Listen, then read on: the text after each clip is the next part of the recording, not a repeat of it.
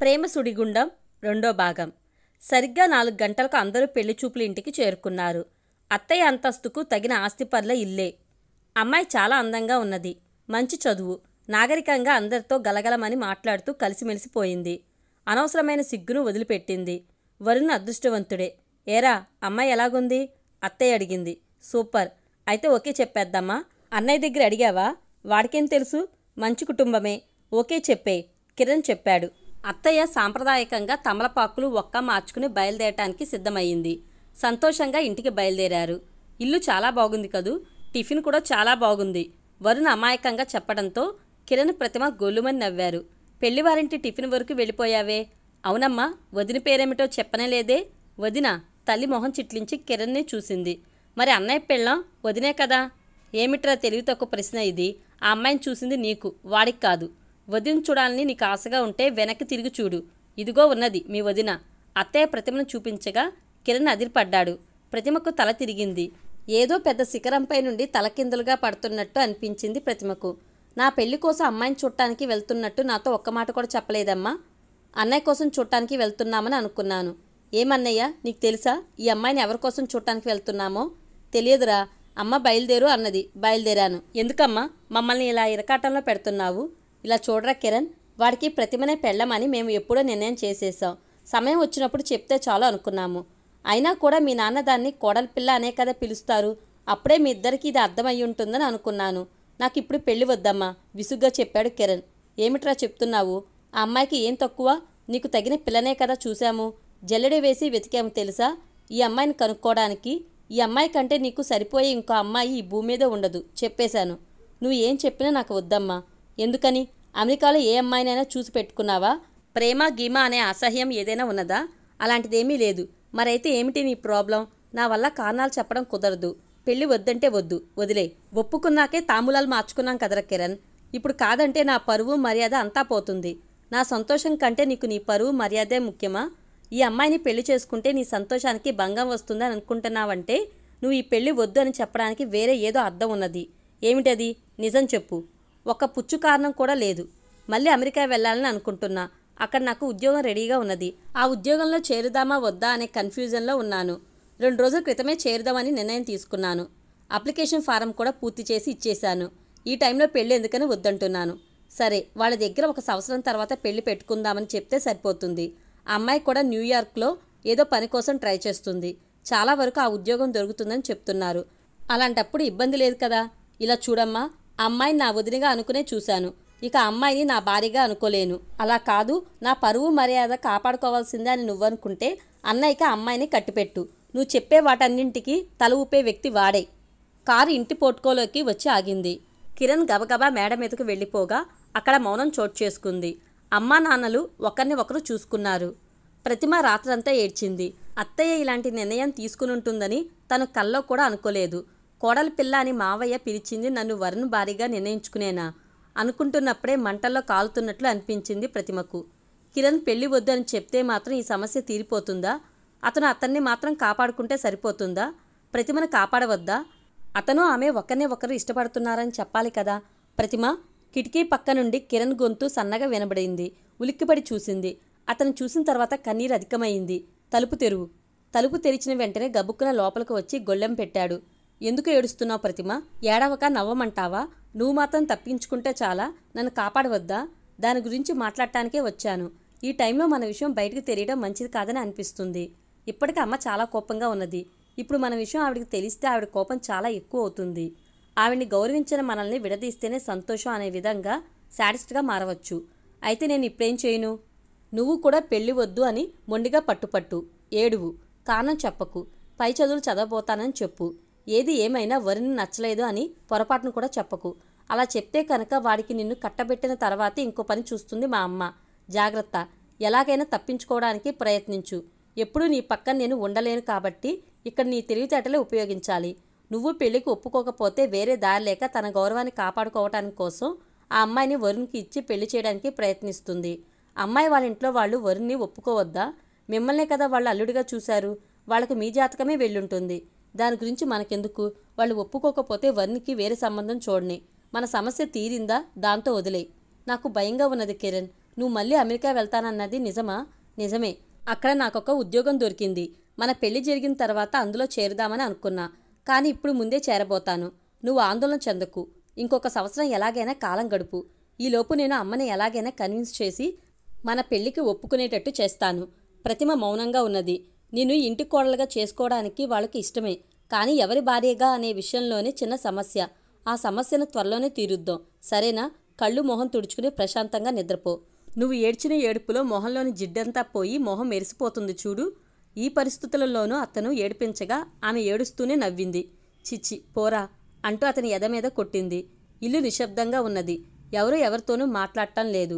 ఏదైనా మాట్లాడితే పెద్ద గొడవ అవుతుందేమని భయపడుతున్నట్టు అందరూ మౌనం పాటిస్తున్నారు. అందులోనూ తల్లి మౌనం మరీ భయంగా ఉన్నది. ఆ మౌనానికి కింద ఎటువంటి ప్రణాళిక సిద్ధమవుతుందో అని కిరణ్కి, ప్రతిమకు భయంగా ఉన్నది. ఆడపిల్లి వారింటికి ఏదో ఒక సమాధానం చెప్పి పంపించాలి కదా. అత్తయ్య ఏం సమాధానం చెప్పి తప్పించుకోబోతుందో అనేది తెలియటం లేదు ప్రతిమకు. అత్తయ్య ఎదురుగా వెళ్ళటానికే శరీరం వణుకుతుంది. కిరణ్ అరిచిన తర్వాత అత్తయ్య పెళ్లి విషయం గురించి మాట్లాడనే లేదు.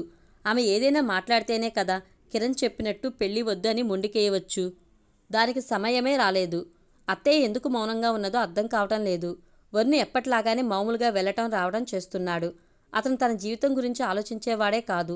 అమ్మ దగ్గర తన జీవితాన్ని అప్పగించినట్లు ఎటువంటి అలజడి లేకుండా ఉన్నాడు. మనసులో ప్రేమ భారంగా ఉన్నవాళ్లకే అలజడి, ఆందోళన. దశరథ మహారాజుకు శ్రీరాముడు ఎలాగో అత్తయ్యకు వరుణ్ అలాగూ. వరుణ్కే ప్రతిమ అని అత్తయ్య చెప్పిన తర్వాత అతని ముందుకు కూడా వెళ్ళటానికి భయపడ్డది ప్రతిమ. ముందులాగా మాట్లాడలేకపోయింది. తల్లి యొక్క నిర్ణయం గురించి వరుణ్ ముఖంలో ఎటువంటి ఉత్సాహము, మార్పు లేదు. అత్తయ్య నిర్ణయం అతనికి ఇష్టమేనా, ఇష్టం లేదా? ఏదీ అర్థం కాలేదు. ఎప్పుడులాగానే భోజనం చేస్తున్నాడు, షాప్కి వెళ్తున్నాడు, వస్తున్నాడు, పడుకున్న వెంటనే నిద్రపోతాడు. ఇలా ఎలా ఉండగలుగుతున్నాడో అర్థం కావటం లేదు.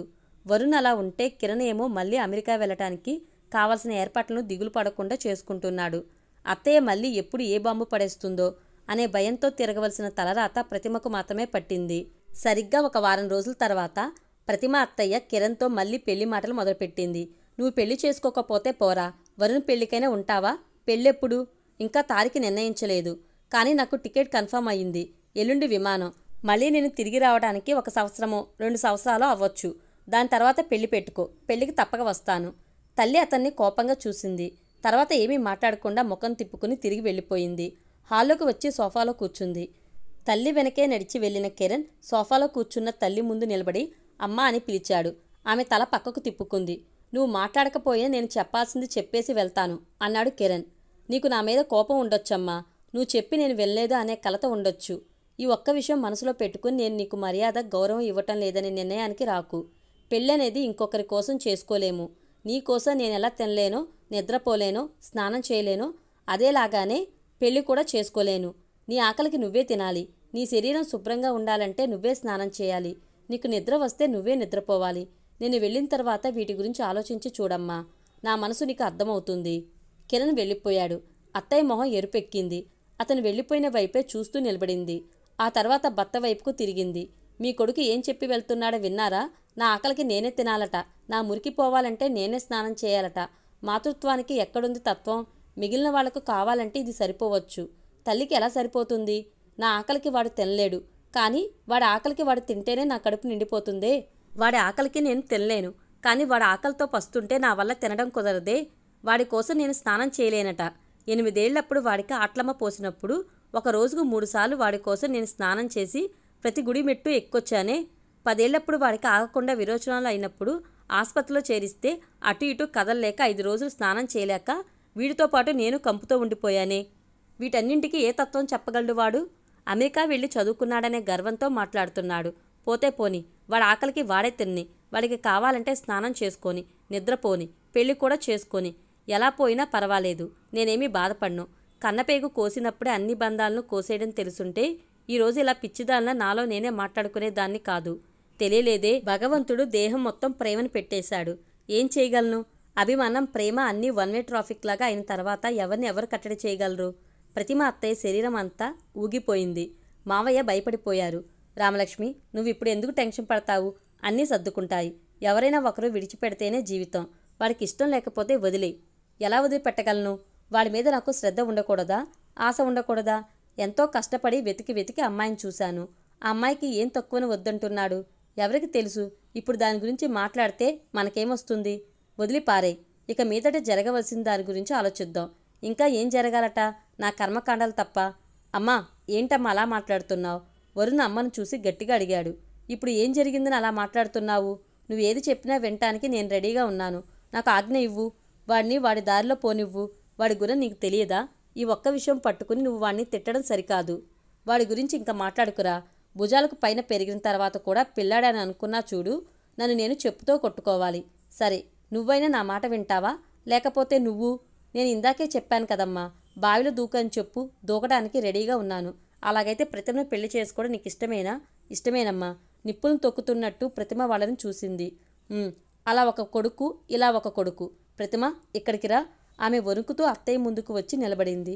అత్తయ్య ప్రతిమను పైకి కిందకు ఒకసారి చూసింది. జ్ఞాపకముందా ప్రతిమ? అప్పుడు నీకు 8 ఏళ్ళు. నా తమ్ముడు అతని భార్య అంత చిన్న వయసులో చనిపోతారని ఎవరైనా అనుకున్నారా?